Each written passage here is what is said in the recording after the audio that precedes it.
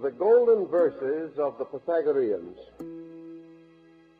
is the title given to a comparatively brief poem,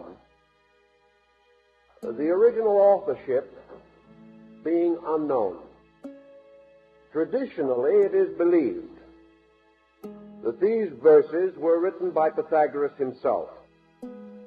There is much to indicate the possibility, but the actual facts are not available. We know, however, that at a comparatively early period, these verses were regarded as a true exposition of his teaching, and the internal content binds them very closely to the school of Pythagoras. As we realize, very little has come down to us in the actual words of this great Greek philosopher. He is recognized and revered principally for the mysterious impact which he bestowed upon the entire field of classical learning. Nearly all who came after him in Western culture have admitted indebtedness to his system. Yet this system has survived mostly through interpretation and commentary by other persons. Pythagoras flourished in the 6th century before the Christian era. His school at Crotona was ultimately destroyed by vandalism, and it is believed that the master himself was martyred. At the time of the destruction of the academy, or institute, the buildings were burned, and it is assumed that this is the cause of the loss of such manuscripts or documents as might have survived about him. We also know that he was little given to placing his teachings in written form. He taught mostly in person and by conduct, and therefore only those who received advancement within his school were permitted to have direct contact with him and to receive orally the instruction which he bestowed. Some fragments in writing, either his own or notes by his disciples, did survive. These have more or less disappeared in the course of time, unless we are to assume that the best of them have been gathered into the Golden Verses.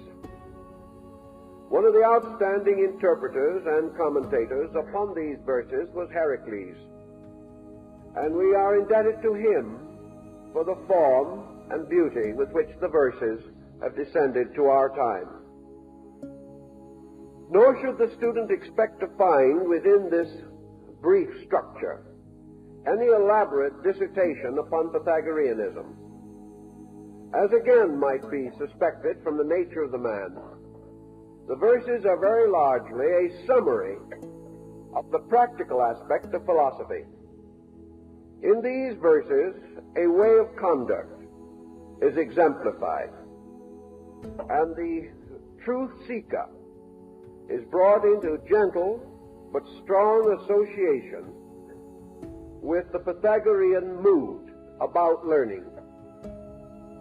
It was evidently the teaching of this great philosopher that all philosophy was for two purposes, and that by various applications these purposes led to ultimate enlightenment.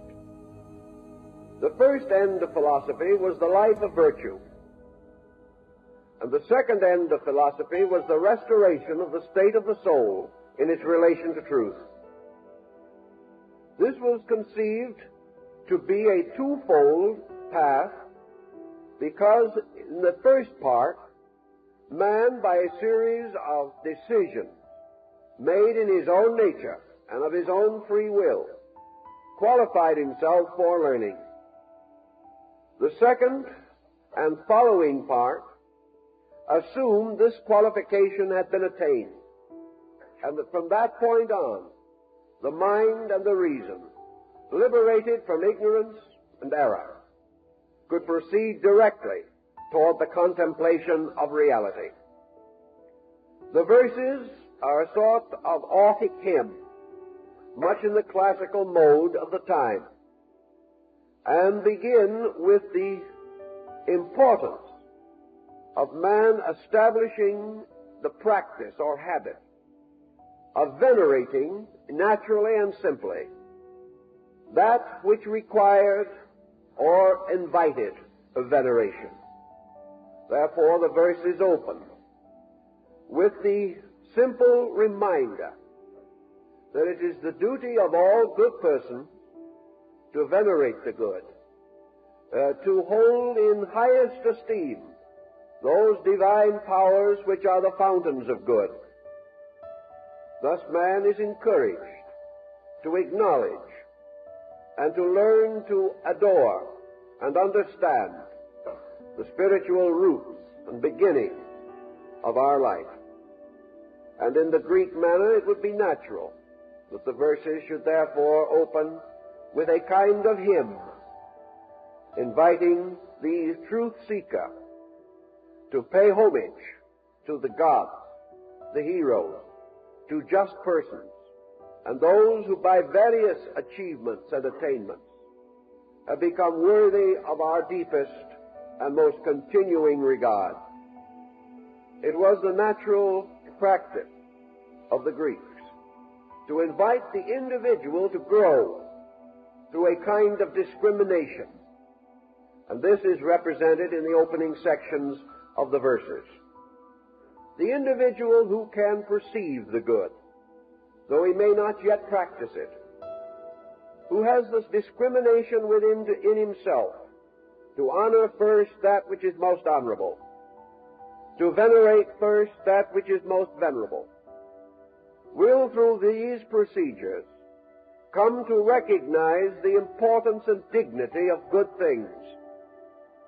If we give our lives cheerfully and our hearts and minds gladly to those things which are best, if within ourselves we gradually develop a code in which we honor, respect, and revere those qualities which are most eternal, most worthy of our general and continuing admiration, then we are constantly presenting ourselves with good ideas.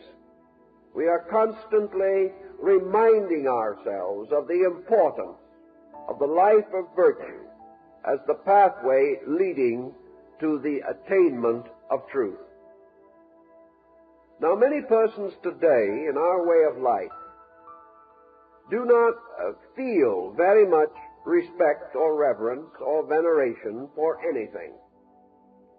And we sort of feel today that to bestow such a mood is to fall under a kind of antique pattern. Yet, Pythagoras was probably wiser than most moderns, not in the fact that we should go about worshiping each other. Such was not the intent of the verses, but rather that we should have discrimination enough to choose to bestow our largest admiration upon that which deserves it.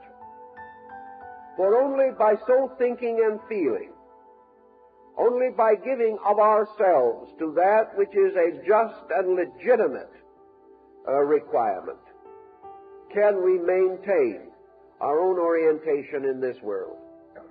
One of our troubles in the modern world is that we venerate the wrong things.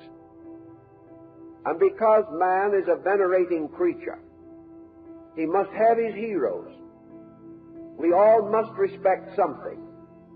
And Pythagoras points out that when we respect that which is superior, we inevitably incline ourselves to become like that superior. Where our heroes are, there our allegiances are also. And that which we really believe to be better, we inevitably and instinctively emulate.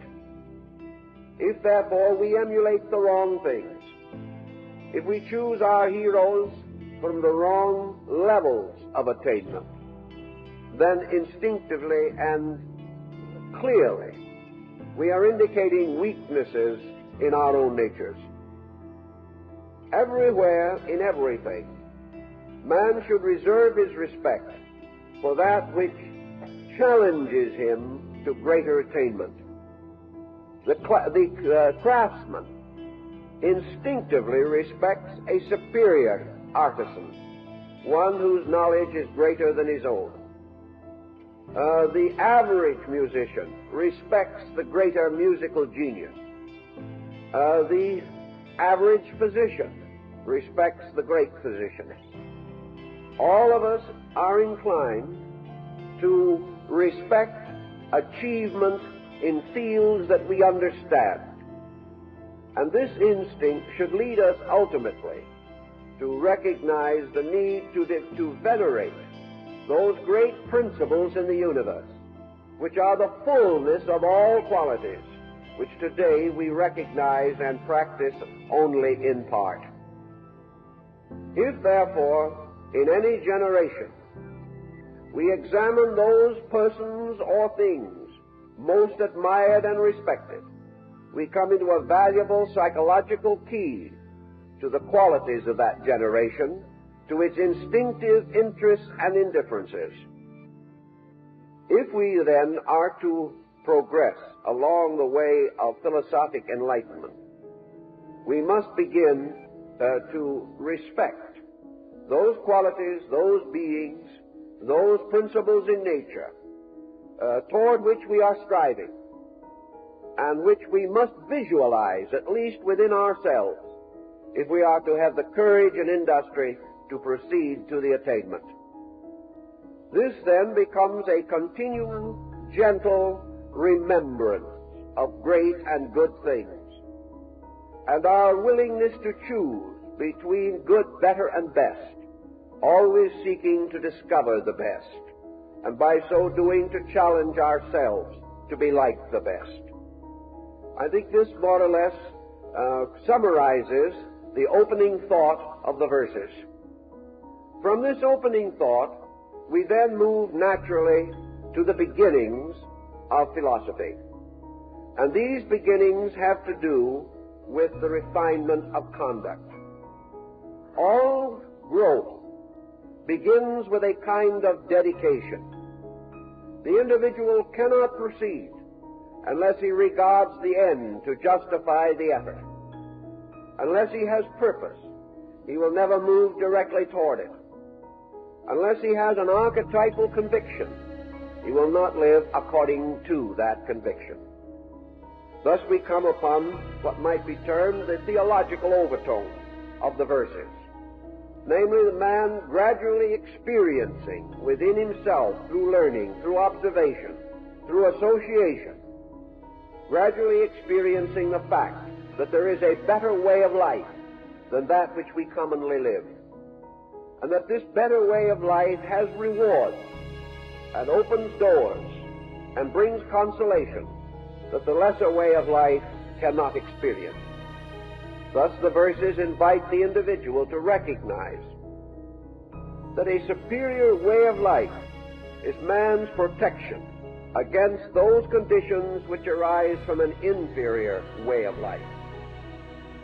That growth is continuous, and that therefore man is constantly seeking a nobler and fuller expression for his own internal resources. Thus, the beginning of man's life of discipline is not effective unless this discipline is purposed. The individual cannot discipline himself, nor will he find the incentives or the moral support of his own energies unless this discipline is purposeful, unless it becomes the most important thing in all the world. The individual will not have the energy and the continuity and the dedication to carry it on toward the attainment of self-improvement. Pythagoras obviously knew in his time, we find records historically bearing upon these matters, that the average person, though he be uncomfortable, miserable, variously dilemmaed, does not in all these negative circumstances have sufficient energy or sufficient inducement to correct his own way of life. He is rather hope against miracles, phenomena of some kind which will save him in spite of himself. He seeks to surround himself with comforts to substitute for the absence of securities. He is forever compromising because his incentives and his inducements are not great enough. Now, the Pythagoreans were well aware that man's inducements must clarify with his growth. The individual in a state of ignorance cannot be certain of those great good things which are the ends of wisdom. Yet discipline comes to him from another source, whether he be certain or not. And this source lies in the religious conviction of his peoples. In those days, of course, what we would term today the agnostic or the atheist were rare. There were not great numbers of persons who were unbelievers, who did not have some faith or substance of belief in themselves. Therefore, the beginning of this discipline was to a degree simple religious virtue. The individual standing in the presence of the Decalogue delivered by Moses, or listening gently and quietly to a reading of the Beatitudes, was moved not by reason, but by faith, by the recognition that these words, these commandments, these great institutes were wise, were benevolent, and were so considered as to make life best for him. So the beginning of the life of virtue is the acceptance of the divine way, as brought by revelation, by teachers, by venerated prophets, and by the great spiritual leaders of the race. Under these conditions, the individual may turn to piety simply because it is the good way, not because he understands why, but because he knows in his daily conduct that persons who live this way are better friends, better relations, more honorable associates in all the walks of life. He learns in his daily living that we finally depend for our safety in this world upon the honor of others, and that this honor is important to us, and that our honor is important to them. Thus, the honorable life must precede the life of discipline. It must be a way in which, for reasons commonly obvious, we do those things commonly approved as good, maintaining constantly with it the simple faith that the performance of these good things is not only acceptable to our fellow men, but is in harmony with the great religious and spiritual universe in which we exist. So in the beginning all things may not be clear, but that good is desirable is universally accepted, and that which is desirable shall be practiced on all occasions and with all fortitude, and the individual shall, in the service of good, strengthen such resources as he may possess. So the Pythagorean Golden Verses begin to emphasize the gradual establishment of value. They begin to point out how man attains to his natural human estate, and that this estate begins in the cultivation of adequate self-control in all things, that there can be no victory for the individual who is unable to direct his own life, that this direction of life becomes more clear as we proceed, but that at any stage the individual must still be the leader of the total of himself.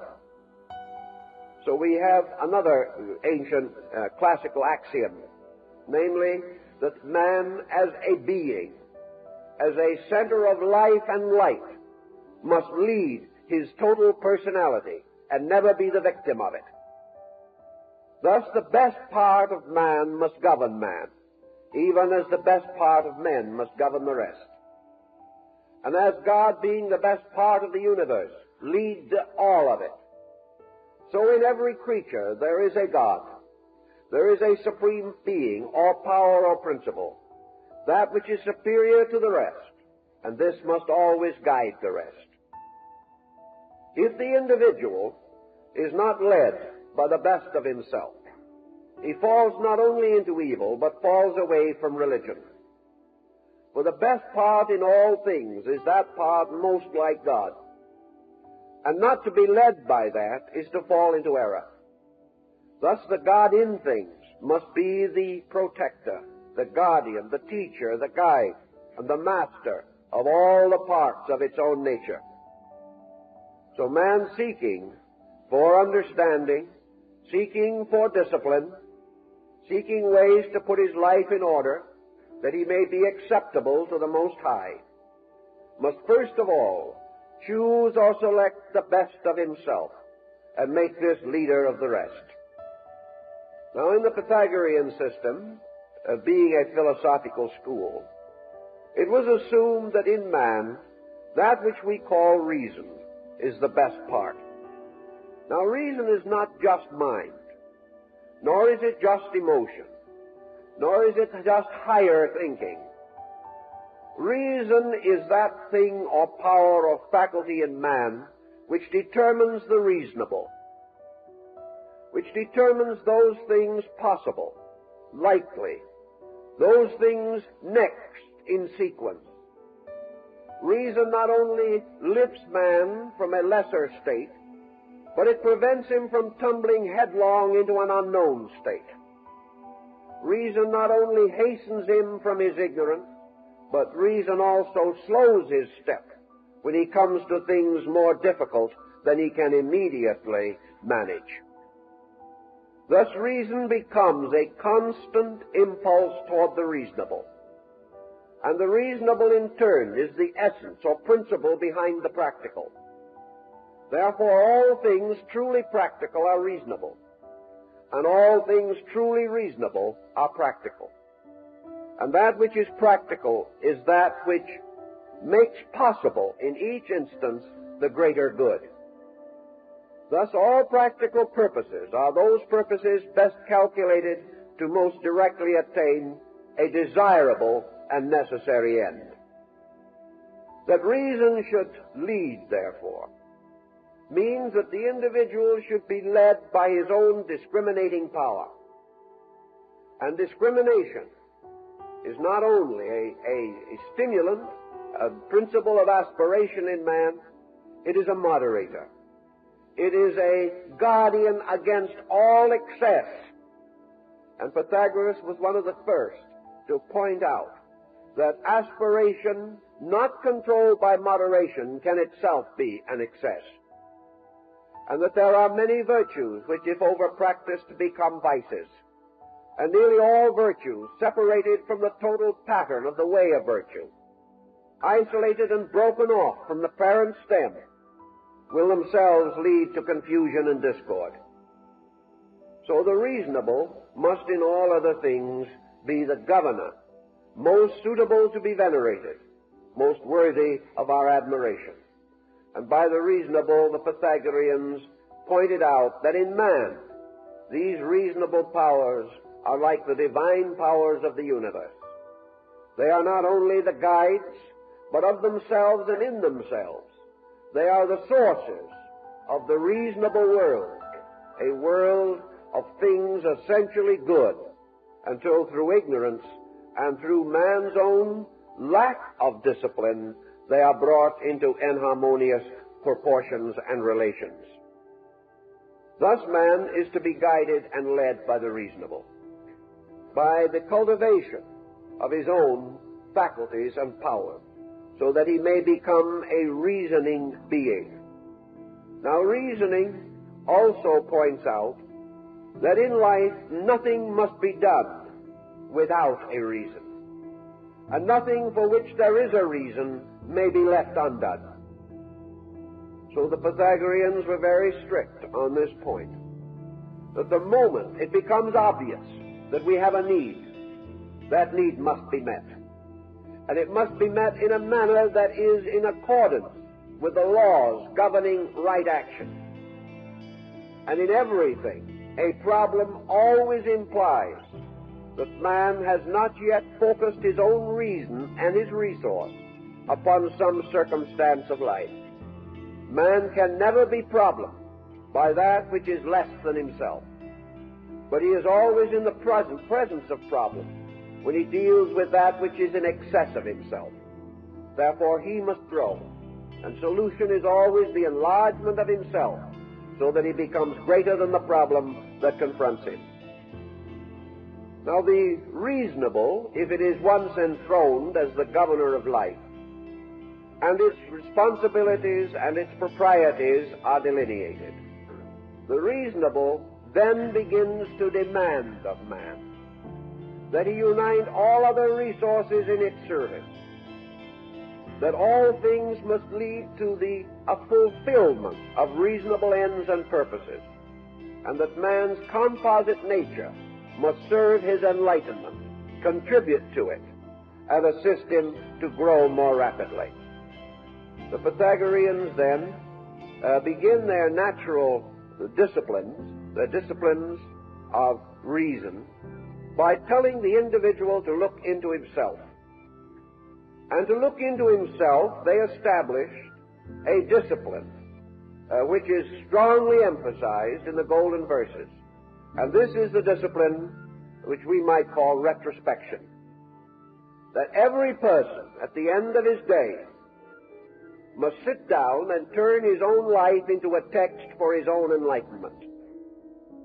Most of us are so busy contemplating the works of others, disagreeing with the opinions of others, and dissatisfied with the conduct of others, that they totally ignore self-analysis.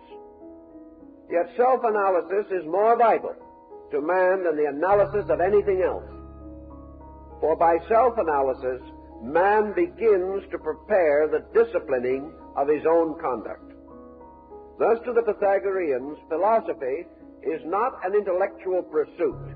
It is a way of life. It is life under the discipline of the reasonable. And any abstraction that cannot be immediately associated with immediate conduct must be held in suspension until the proper time.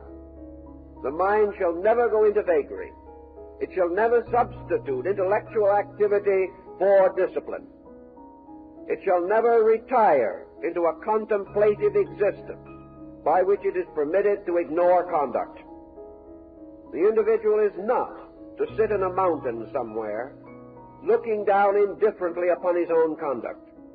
He must grow through his conduct and must use his own personal experience as the great text which will lead him toward the life of discrimination. If he becomes sincere in this, if he is honest, he will then be able to look back not only upon the preceding day, but perhaps upon preceding years, and begin to benefit by the things that he has along the way rejected. Man is forever rejecting truth. The moment this truth appears uncomfortable, the moment it differs from his own personal pleasure, will, design, or opinion, he promptly forgets it or ignores it. But out of his retrospection, he may restore it again as a guide and lead to conduct. In going back through the day, the verses tell us that it is the duty of each individual to perceive, through contemplation, those procedures which he has practiced and the results which they have attained. He should search for those things which he has done well and observe the useful consequences. He should perceive those things which he has not done well and notice how they brought misery or misfortune upon himself and others. He must search out also the good things which he has not done, which had he performed them would have gained advantage to his world or to himself. Also the things which were bad which he has performed, and should gradually use his own life as a textbook. He may always say to himself in the Pythagorean mood, if I am not happy, if I am not adjusted, if I am not constructively dedicated, then there is something wrong with me. Now, Pythagoras makes this tremendous point, that it is utterly worthless for an individual to be miserable and at the same time say that he is right. He cannot. He may be right in a sense, but that sense is not great enough. He may have been true to the wrong things. His insight may not have been great enough to lift him above the level of problems. But the individual who cannot solve his problem in some reasonable way is not, as yet, capable of regarding himself as above error. He is imperfect, or his works are perfect. And that which is essentially true will never result in that which is essentially untrue. Always, then, the individual's discrimination must be strengthened through the observation and reflection upon the consequences of immediate conduct. Man may also gain from this a certain reference frame. And having considered these matters in relation to his own nature, he may reconsider them in the nature of tradition and of example and of experiences with others around him or out of the memory of his religions, philosophies, arts, and sciences.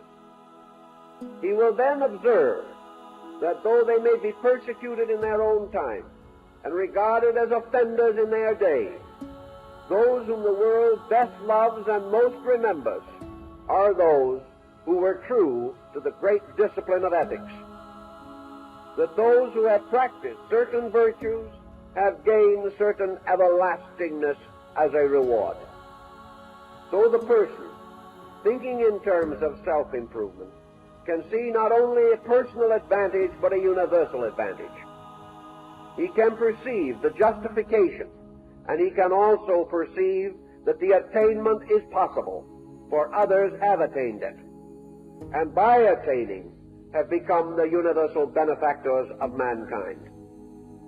The verses then stress this important, practical self-analysis, that the person should use his own life as a constant and immediate text, and by so doing, and using every available amount of reason that he possesses, he must begin to invoke the central part of life.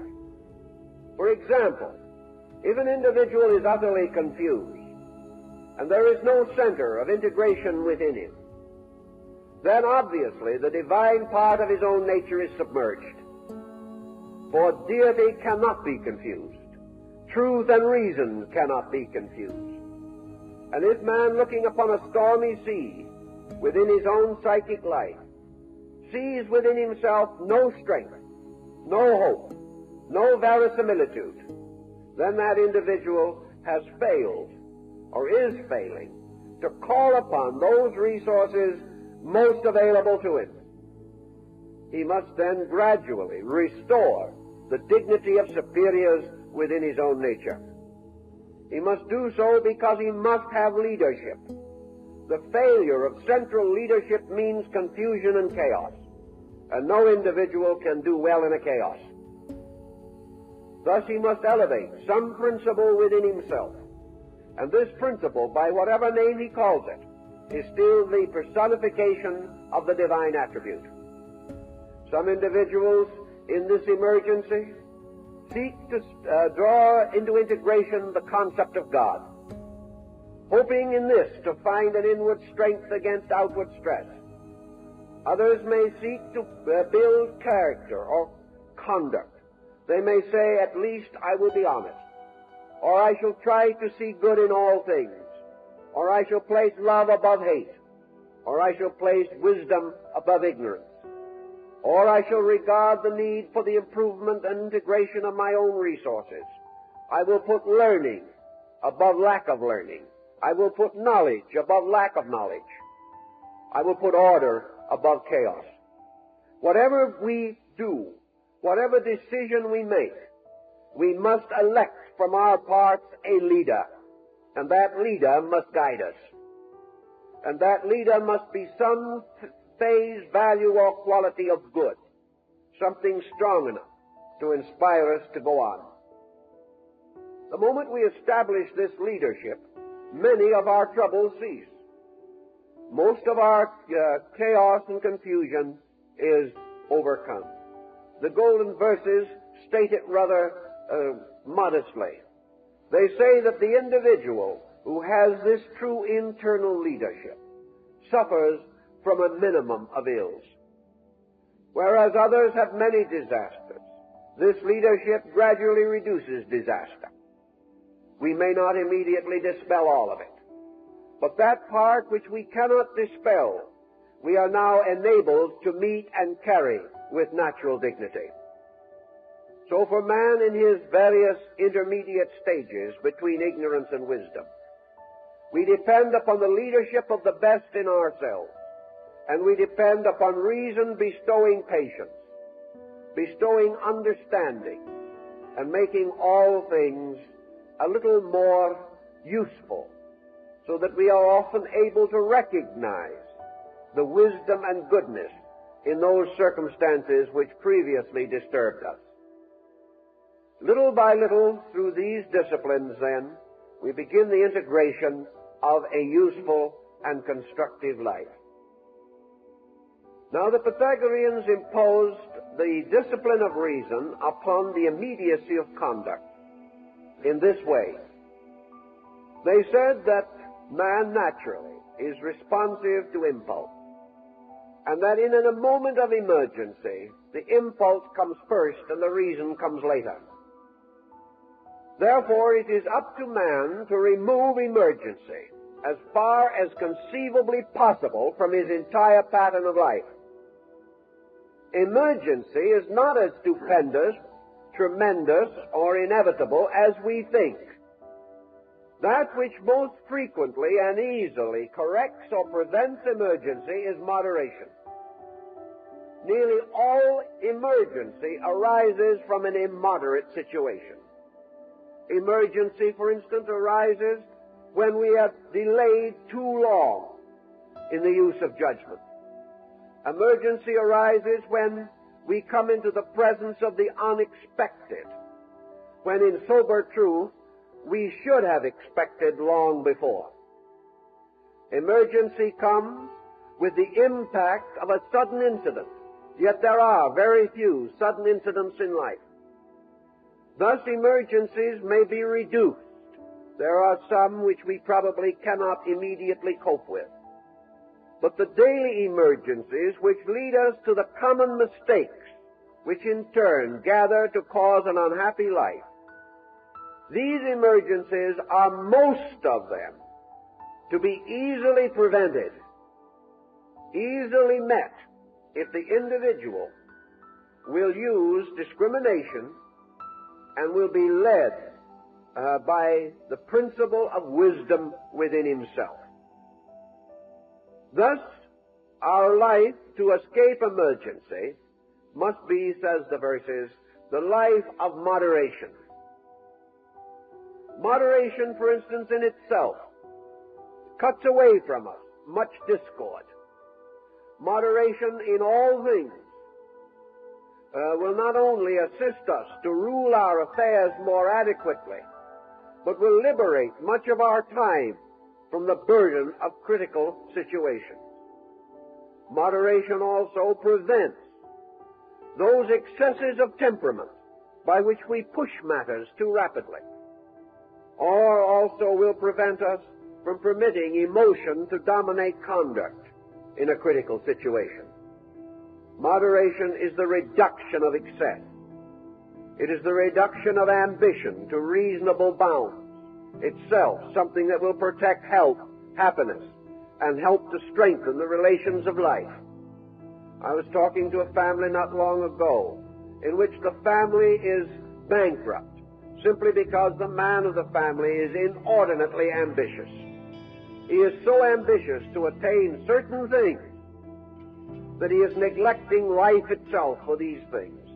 And in all probability, if he continues his present course, he is heading into a nervous breakdown, or he is heading into a heart difficulty. And this ambitious man, who has had no time to live as a father, a husband, and a friend, will probably drop dead in his 50s. without ever having achieved the natural good things which life could bestow. Naturally, his attitudes are warped by the lack of social adjustment, and he is a poor person because his ambitions have never been moderated by other values. Always, moderation releases energy from things inferior and dedicates it to the attainment of things superior. Moderation in living reduces the jealousies and envies of our associates. When we try to live beyond our means, we make enemies. We also destroy the trust that people have. And when we become hopelessly in debt, we destroy our own security. By doing all things moderately and reasonably, living in the natural dignity of our kind, and placing the attainment of value above the attainment of things, yet at the same time neglecting no duty or obligation. Thus we become moderate creatures, and through moderation relieve ourselves of a great variety of emergencies. The individual who has all lost his furniture, his automobile, and his house because he could not keep up his payments is a person confronted with an emergency, and we may be sorry for him. But he will continue to have emergency because it is in himself and not in the financing corporation. He has simply failed to be moderate. He has failed to be thoughtful. He has failed to let reason guide his conduct. Therefore, he is in trouble. And as Pythagoras even then pointed out, such men in such emergency curse the gods, failing utterly to see that it is their own mistake. By moderation also, we reduce pressures, and pressures release thought. And where pressures come down to a moderate level, the individual has greater mental leisure. He has greater opportunity to plan. The more emergency-filled his life is, the less energy he has for planning and purpose. And ultimately, he becomes totally absorbed in his desperate effort to adjust to the moment. He lives for the moment and dies in one of those moments. Thus, the disciplines of Pythagoras begin with a very practical situation, namely this placing of a good shepherd, a leader of souls, inside of each person. This shepherd that is kindly to the wayward sheep, and even kindly to the black sheep, the one faculty in us which does not like to get better. And we continue to wander, but the good shepherd and his kindly dog, which is philosophy, for philosophy is the dog of wisdom, helps to bring back the sheep again, and keeps them in the sheepfold, which is the right way and the right place, and is security. Consequently, in all these things, man must become his own good shepherd, watching the flock of his emotions and desires, and making certain that the stray sheep does not fall victim to the wolf of avarice. If he is careful, thoughtful, and loving in these pursuits, he is already tempering himself, beginning to have the possibility of internal experience. For actually, when we put our outer life in order, we free our inner life. We give it an opportunity to do those things and be that thing which is right. Now, as we begin to overcome these weaknesses, we clarify the values in terms of internal. We discover that the ways of the internal are more beneficial, more pleasant, more useful than the ways of the external. We realize that every part of ourselves, and in the Golden Verses some emphasis is placed upon the body, that it is proper that man should regard the body as the instrument of his purpose, that he should be kind to it, guard it, take care of it, and preserve it by his own reason from any excess that will injure it. But if his own reason and his own emotions themselves are addicted to excess, then he works a terrible hardship on his body, bringing it down to ruin and bringing with it the ruin of his inner life. Thus the importance that man's leadership shall be complete, but always benevolent. Man is not for the simple purpose which he wishes to achieve. He must then, according to the Golden Verses, realize always that to the degree he grows, he becomes a paternal or maternal being. Growth is always in the direction of parenthood. Growth is never in the direction of autocracy. Now, many persons imply that parenthood is an autocracy, and that is one of the tragedies that has burdened homes for thousands of years. The belief that the parent is by divine right the master and proprietor of his family. This is not true. The parent by divine right is the good shepherd of his family. Always. He is the one to whom that family has a right to turn for protection and for understanding. The obedience given to the parent is given not to a person, but to the principles for which that parent may stand. And Socrates probably paid with his life for telling his disciples that a wise son should instruct his father, and that the mere physical relationship of father to son does not permit the father who is ignorant to dominate the son who is wiser.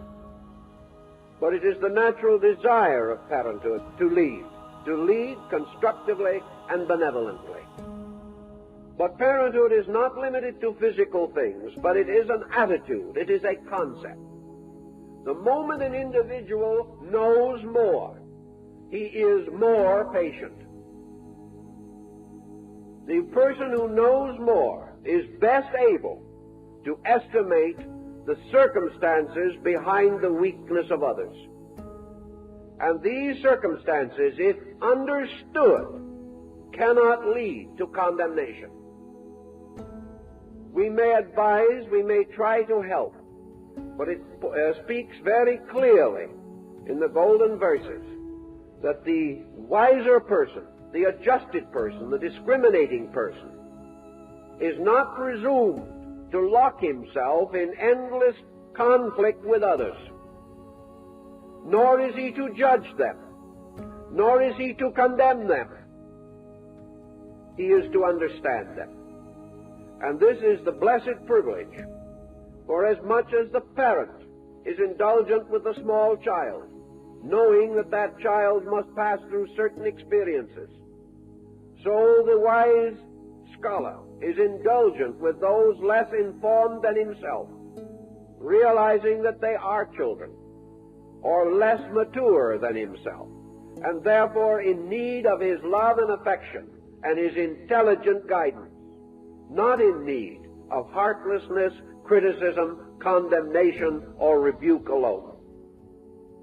Thus, by wisdom, we gain patience, and by patience, all good things become possible. There is no substitute for it. By wisdom also we gain charity, and charity is not merely the sharing of goods. It comes from the Greek charitas, which means love. It is the individual giving of his own understanding, giving of what he is, not merely of what he has. All these points are made in the Golden Verses simply because they are part of the process that frees discrimination from the tyranny of sense. Now, most persons are much more interested in advanced studies. They want to go on to very involved doctrines. And here Pythagoras, perhaps of all the great teachers, would not accompany them. He insisted that it was useless and valueless to attempt to develop special faculties of consciousness until the ordinary part of man was put in order. That we must build upon the firm foundation of achievement in small matters, that we must grow sequentially, and that we shall never discover anything that will cure our dispositional problem except our own effort. We can never intellectually advance far enough to get out of our human problem. The only way we can solve that problem is to meet it and correct it.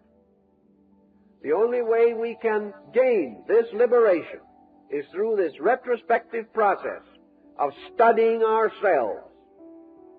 Now, very often, this kind of study has a drawback. And this drawback is more common to us because, as we have said, the modern world is rather different from antiquity in its attitude toward life. The Pythagorean disciplines belong to a way of life in which man had certain definite values which are more or less absent in our contemporary pattern. Pythagoras lived in a world of people who were essentially simple people. He lived in a world in which man's religion was a very simple and naturalistic ritual. In those days, there was not much fear in religion, nor was there the pressure of confusion, of sect and belief, which we know today. The Greek and Italian states had their native religion. Most persons followed it. Some attempted to interpret it, but a common faith held all men together. Also, there was a great and definite tendency to admire the philosophic life. Religion and philosophy led the public mind. Those who attained in these fields were regarded as the outstanding citizens. Thus the drift or trend was toward these matters, whereas today the drift and trend is not toward these matters. And the individual does not have the common strength of a natural, simple faith which was founded in the belief in good, and that things which were natural, fine, orderly, sequential, and kindly were good. Not having this common strength today, not having this simple foundation upon which to build, we have more confusion in our ways than perturbed the ancient. At the same time, we have greater opportunity, for the greater the problem, the greater the victory. One of the primary virtues is not to be exploited, but it is to attain this end by reason, by judgment, by integrity. I believe there was a comedian here, W.C. Fields, some years ago, who pointed out that you cannot cheat an honest man. And it is very difficult, because the honest man does not expect a bargain. And nearly all trouble begins when we try to get something for nothing. From that moment on, we are ready to be exploited, because our own attitude is actually an open invitation to the dishonesty of others. And we will ultimately find someone who will take advantage of us. If, on the other hand, we expect nothing we do not earn, we have discrimination in matters of quality, we have foresight not to permit ourselves to become involved in situations we cannot control, and little by little we have ordered our own lives, we are going to be very, very hard to cheat. The individual who, forgetting himself, bestows his total life upon others is likely to be a greater burden than a help. And the person, knowing not what to do, helping others to do it, only compounds the confusion. The blind lead the blind, and all fall into the ditch together. Therefore, the first duty of a leader is to make sure that his own eyes are open. And in order to have them open, whether it be in the simple leadership of home and family, or in the greater leadership of nation or race, the leader must have internal resources greater than his followers, or he is not justified in leading them. And these resources must be good. They must be resources founded in virtue, guided by wisdom, moderated by reason and judgment, and given constant vitalization by the impulses of virtue and truth. When these things are present, then good results, and the individual finds his growth and his natural way of life constantly enriching. This Pythagoras pointed out again, that the Pythagorean way of life was not for everyone at any given moment. He could not cause the individual to come into those emergencies of life by which decision is necessary. He could only point out that once the individual has determined to improve himself, it can be accomplished. If, therefore, the individual, coming in his own due time to that maturity of insight which makes him realize that improvement is necessary to survival, only that individual is ready for the philosophic life. And having made this dedication, he can then proceed as far as his own integrity will sustain him. And he will go as far as his insight will sustain his determination to succeed. This was called the philosophic few, that group that had reached the point where it had suddenly realized that its trouble was due to itself. The world was then divided into two parts. The larger part, being composed of persons who blame others. They are the unphilosophic material. Then there is the smaller group that recognizes self-responsibility for the consequences of conduct. This is the smaller group, ready for greater insight.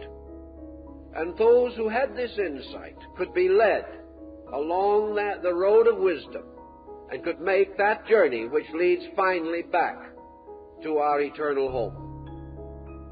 The rewards of discipline, then, are the gradual integrations of the factors of living, so that at last we can sit down quietly and say to ourselves with full meaningfulness that we live in a good world, that we are surrounded by people who are essentially good, whose conduct that has long offended us is the result of the same circumstances that impelled our conduct which so long offended them. That we are all moved by the same non-tranquilities, and that by patience and growth we have grown, and that by patience and growth they will grow. We are there to help them, but only to help them to help themselves, for no man can grow for another, and no man can save another. But by example, we can invite others to the contemplative way of life. Having gradually reached this integration in ourselves, we come to the end of conflict. We are no longer bowed down by the opinions of others. We no longer cater to their weaknesses. We no longer subscribe to their superstitions. Rather, we live quietly, respecting all things, and serving mostly and with all our contrition of spirit that which is essentially true. Thus we come to what might be termed the fulfillment of the cathartic discipline of purification. We have removed impurity from ourselves. For all negative emotions, all negative thoughts are impurities. All things which are not toward the good are away from the good. And that which is not for truth is against truth. And that which brings misery to ourselves and sorrow to others is not for the truth. Nor can we practice it with good grace, even though it be a dogma or doctrine of our time. We must be superior to these things, for we find that dogmas and doctrines are man-made formulations around ideas essentially superior to these doctrines. And beyond all doctrine is the simple example of the good life, lived by the great teacher who was the source of the doctrine.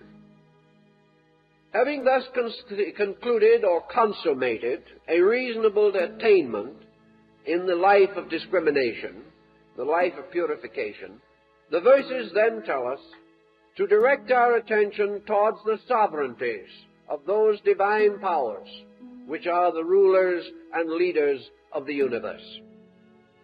From overcoming weakness, we then move to the growing of strength. From getting rid of that which is not so, we come to the cultivation of that which is so. In other words, we rise above the not-self, the illusion in man, the egoism, egocentricity and selfishness, which have so long disfigured the human personality. And being freed of these lesser despots, having escaped from the tyranny and anarchy of self-will, the individual is ready to contemplate the mystery of the divine will. And all allegiances must be moved from that which is essentially human to that which is essentially divine. Yet at the same time, we must know the divine through the human, but we must understand the human through the divine. They are conditions, degrees, and excellences of each other, and these we must contemplate with every means at our disposal. The being, the self in man, freed from slavery or involvement in the hopeless confusion and complex of externalized existence, naturally turns its face like the sunflower to the source of its own light. It naturally and instinctively rejoices in good and moves toward the experience of identity with good. As this goes along in its reasonable and proper manner, the human being finds moving from within himself the tremendous flowing of the divine will. He recognizes that to the degree that he is receptive, the divine becomes an immanent thing, filling all of his parts and members, and causing him to become more and more like the source of good. And thus the individual, through the rise of his contemplative disciplines, moves into the true state of religion. And the true state of religion is companionship with God, comradeship with universals. The individual, having given up a false allegiance, must now make a true one. And in his true allegiance, he unites himself with that sovereign power which moves all things.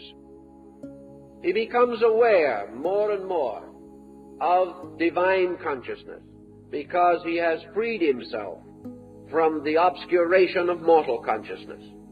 He finds himself not only thinking about God, but with God. Not only experiencing the fact of the divine as a wonderful rationalized knowing, but also emotionally reacting to it, until finally it becomes the total being of himself. Thus the attainment of the better life leads toward this mystical experience, this illumination, this final identification, which is the sovereignty of truth in the life of the person. Only after the disciplines, therefore, does man gain the power for the unconditioned veneration of the ultimate good. To venerate, we must to a degree understand. We cannot truly venerate that which is incomprehensible. Therefore, to recognize universal good, we must have some of goodness in ourselves. If we would recognize universal truth, we must have some of truthfulness in ourselves. Finding in the infinite the fulfillment and fullness of all virtues which we practice in part. But in time that which is in part shall pass away, and we shall know all things in fullness and in truth. So the Pythagorean verses go on to indicate the future state of these beings which have emancipated themselves. And of course, following the old Greek and also the Egyptian method, the philosophy ties into the mystery of death. Because death now becomes symbolical. Every time we forget the old, we die and are born into the new. The individual who gives up a grudge dies to be born a better person.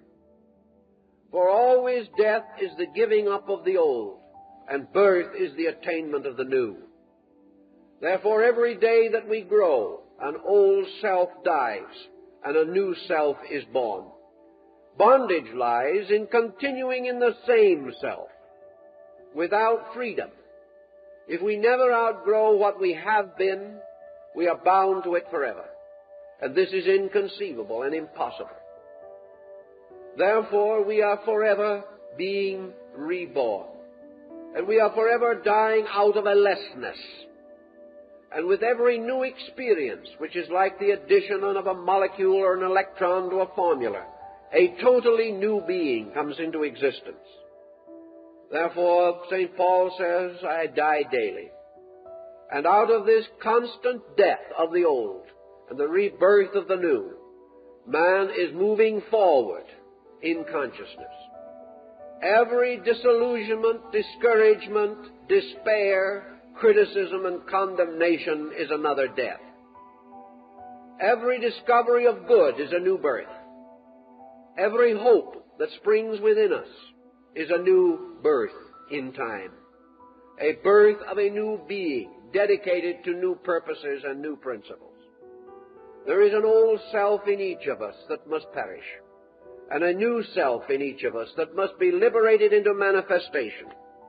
And this new self is a messianic self, a self which has within it the healing of all the old problems that burdened us. Every time we become bigger than a problem, we are reborn, because we have attained freedom. We are in slavery to ignorance, but we are free men in the light of truth and of wisdom and of understanding. So in the death situation, or symbolism, comes the idea that through the death of the old, through the death of the lower being, man is liberated into the higher regions of true being. And the Pythagorean verses go on to point out that man, having attained the philosophic death and the philosophic rebirth, the old self having died by discipline, the new self having been born by inspiration and aspiration, that this new being now transforms itself from a creature of the earth to a creature of heaven. It is like this fable of Cupid and Psyche. It is like the butterfly symbol which the Greeks used for the soul. The mortal being, a caterpillar crawling upon the earth, then entering discipline or into a state of internal integration by building the cocoon, and finally bursting forth as a winged creature, flying into the light. These are the states of man's soul, and it is the purpose of the Golden Verses to bring man to this radiant power of flight, to give him the wings of intuition and reason, that he may ascend out of the darkness of the underworld, straight to the light of truth. And these are not the wings of false learning fastened on by wax, which will melt off when we get too near the sun. These are our natural wings, hidden within ourselves, not put upon us from without. And these natural wings will sustain us, for we contain within our own nature this power of flight, this power of motion directly to the source of things. And it is so moved toward the source that man attains the end of the Pythagorean life. So the Golden Verses declare that at the end of man's search for reality, he shall himself truly become as the gods, knowing good and evil.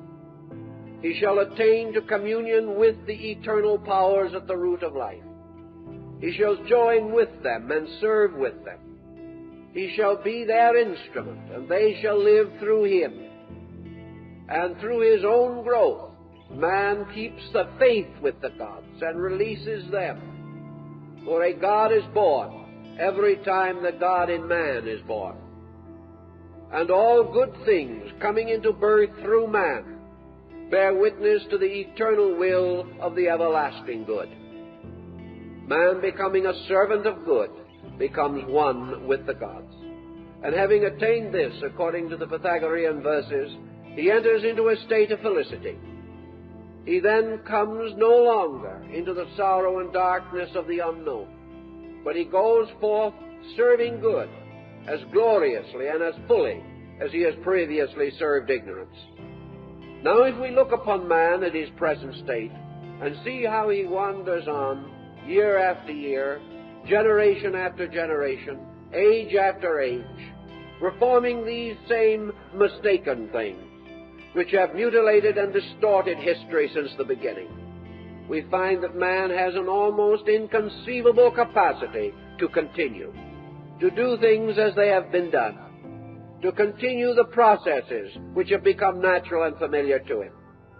If, therefore, this man becomes enlightened, if he truly becomes one with the divine power, he may then subsist continuously in this, finding a way of life as glorious, as happy, and as extensive as his more miserable existence is today. He will find then that all institutions which are necessary for his good will flourish, that his life and his world will be enriched, that peace will come to him, that the great enemies, sin and death, will disappear. If not literally, their power over him will vanish. For it is not death, but the fear of death that slaves men to mortality. All things not good vanish away in the light of good. And it is perfectly possible and perfectly conceivable for men to live as well as they now live badly. That only, however, through the attainment of that which is true and necessary can this be done. Discrimination, then, gives man this picture of well-being, of rightness, of suitableness in all things, and reminds him that he is human, that of all creatures that he knows, he has been most internally gifted with understanding, with insight, with skill, with faculties and powers, with memory and imagination, with sense and intuition, that he may accomplish all these things. That these wonderful faculties should be bound utterly to a narrow circle of materialistic activities is naturally unreasonable. Man with a tenth of the faculties could maintain himself as efficiently as the ant, whose culture and civilization, from a practical standpoint, is far greater than ours. But man has other purposes. He has other reasons for existence, and that he should have these powers and not recognize that they are invitations to growth seems incredible. That man should be able to look around him and see that he is greater than the animal, and yet have no desire to excel that animal in essential matters, is amazing and almost beyond conception. That we should see the great achievement of a few, that we should contemplate the wonderful attainments of those honored and venerated persons whom we regard as sanctified, and yet have no general impulse to emulate them, not to recognize that within ourselves is an open door leading to universal integration. Not to see this in the presence of the power to see it means that we have long been chained and held to false opinions. The Pythagoreans 2,600 years ago sought to bring these facts to man, that man, being obviously the noblest creature that we can perceive, must also have the noblest destiny, and that this destiny cannot be fulfilled in war and pillage and competition and strife, that these things do not lead to the end for which man is intended. They do not bring him into living communion with the gods.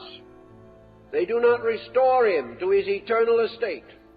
They do not liberate him from sin, ignorance, and fear. These things must be attained from within. A man endowed with the power to attain will attain if he makes the sincere and natural effort.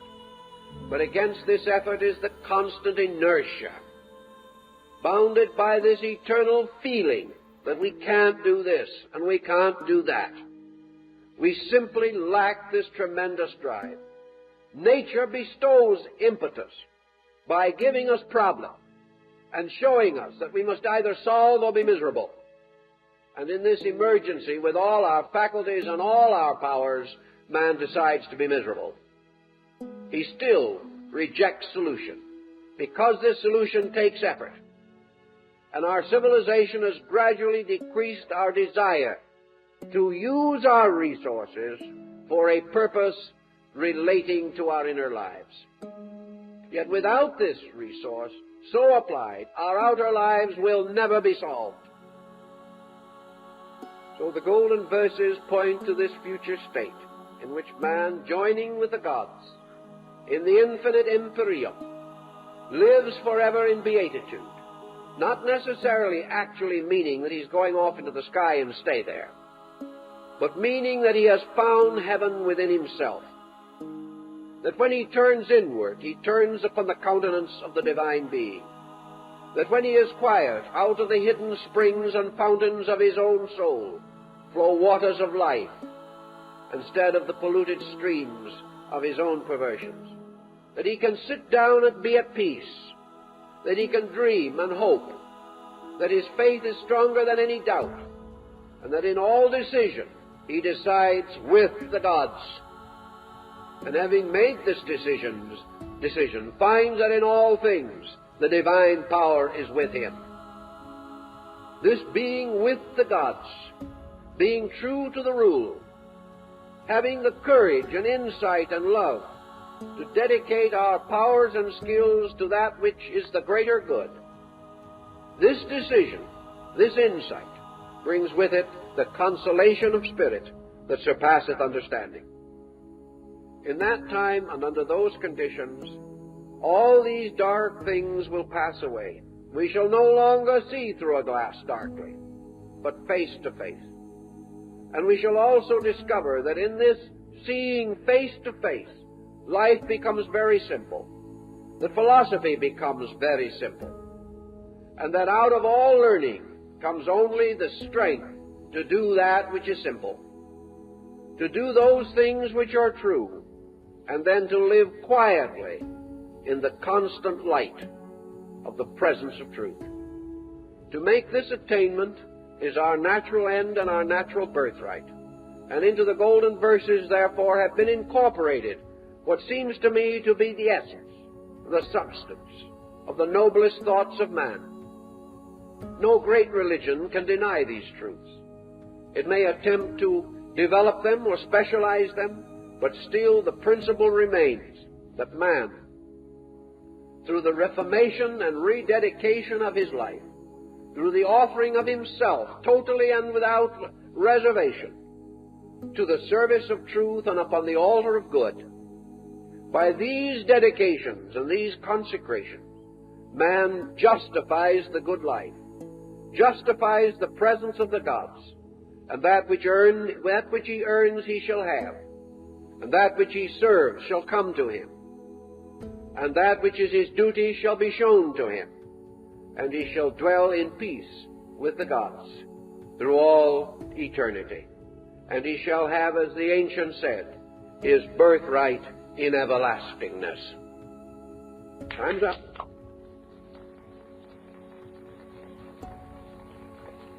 Now, I'd like to make a couple of announcements. Next week, we are going to go in somewhat into the problem of Christian mysticism as it relates to man's instinctive search for reality. We're going to specialize and develop somewhat the material of today, but there is now a new dimension added, and that is a Christianized concept of the mystical experience as found in the writings of the early Christian fathers and mystics of both the Catholic and Protestant denominations, and the subject will be the dark night of the soul, taken from the title of a mystical book, but I think you will find it a rather worthwhile and stimulating line of thought.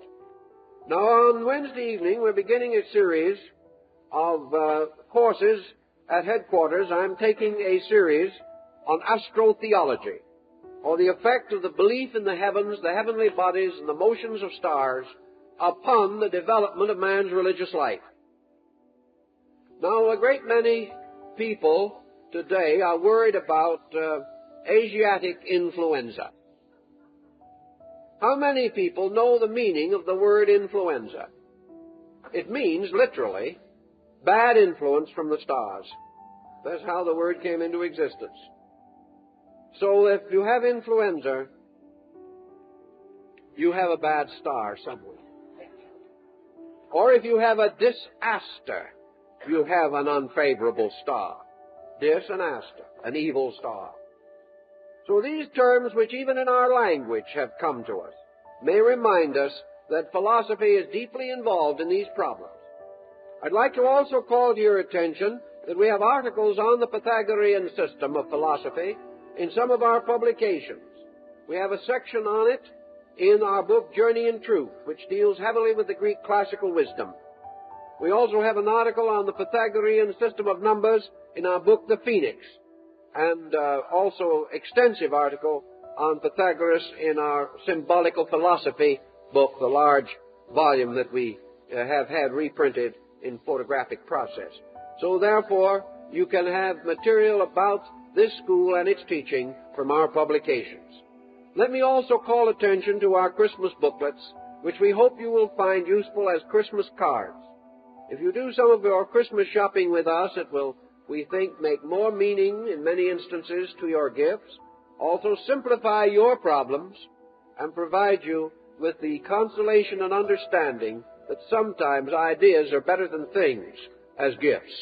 And perhaps we need the gifts of ideas and ideals more than other things at this particular time. I'd like to also invite your consideration to the counseling service offered by the Society. A number of persons are taking advantage of it, not to get out of trouble, but to keep out of trouble.